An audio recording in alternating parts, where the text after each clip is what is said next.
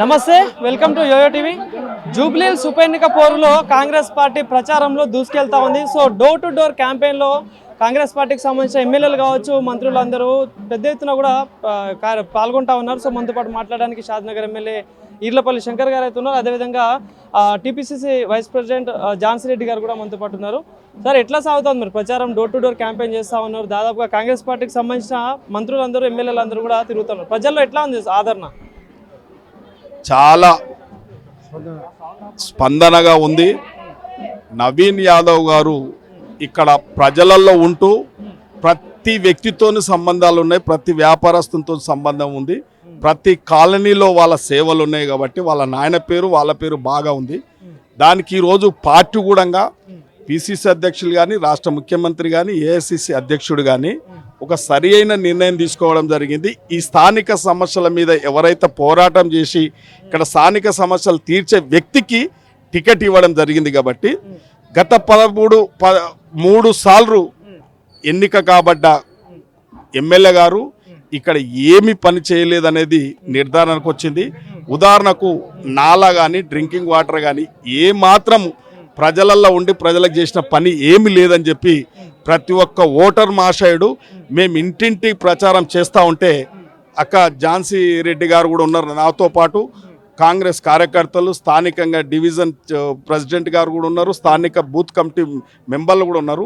ప్రతి ఇంటికి పోతే స్పందన ఏమవుందంటే ఈ ప్రభుత్వం బాగుంది, ప్రభుత్వం మంచి వ్యక్తికి ఎంపిక చేశారు కాబట్టి స్థానికున్నే మేము ఎంపిక చేసుకుంటాం. ఈ స్థానిక సమస్యలను పోరాటం చేసే వ్యక్తే రేపు అసెంబ్లీలో కూడా తన వాణి, తన గోస, ఈ ప్రాంత సమస్యలు, మా కాలనీ సమస్యలు నిగ్గు తేల్చే అభ్యర్థి అసెంబ్లీకి పంపాలనే ఒక నిశ్చయానికి వచ్చినాం. కాబట్టి ప్రతి ఒక్కరు ఓటర్ మహాశయాలు చెప్తా ఉన్నారు, తప్పకుండా కాంగ్రెస్కి ఓటేస్తాం.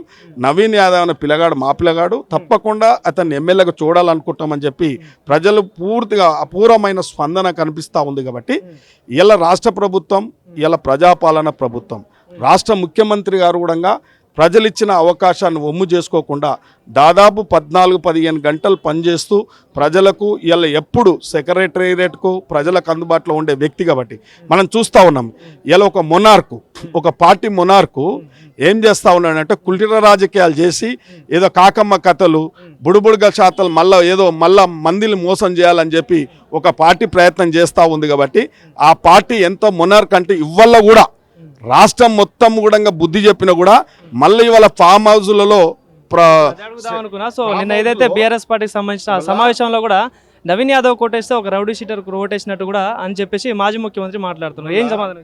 స్థాయిని మించంటే వాళ్లకు మతి భ్రమించిపోతూ ఉంది. నిజంగా చెప్పాలంటే వాళ్ళకు మంచి స్పెషలిస్ట్ని తీసుకొచ్చి ట్రీట్మెంట్ చేయించవలసిన బాధ్యత ఇలా ఆ పార్టీ వెల్విషర్స్ ఎవరైనా ఉంటే ఆ ముసలినక్కకు ట్రీట్మెంట్ చేయించవలసిన బాధ్యత ఉంది. కాబట్టి అవసరం అనుకుంటే కాంగ్రెస్ పార్టీ కూడా ట్రీట్మెంట్ చేయించడానికి సిద్ధం ఉంది.